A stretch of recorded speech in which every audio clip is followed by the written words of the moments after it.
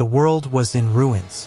Humanity had lost to the demon invasion, and the few survivors were enslaved. Among them, only one warrior stood against the tide of destruction, Zephyr, the last survivor of the resistance. He faced the god of destruction, Tartarus, in a desperate battle, and lost. But instead of death, Tartarus offered him a chance to become his subordinate. Zephyr extended his hand, seemingly accepting, then raised his middle finger right in Tartarus's face and blew himself up, taking the god's right hand with him. Enraged, Tartarus crushed Zephyr's charred corpse in fury. But that wasn't the end.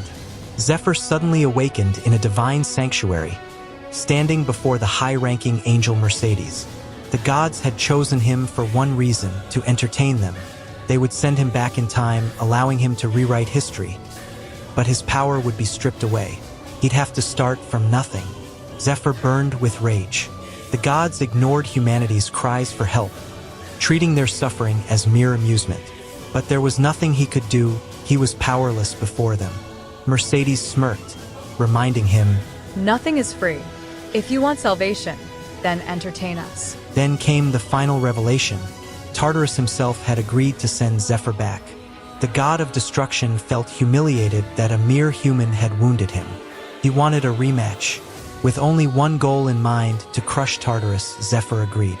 Now, back in the past as a lowly temple slave, Zephyr must regain his strength, reunite his old comrades, and hunt down the demon spies who had infiltrated humanity before the war even began.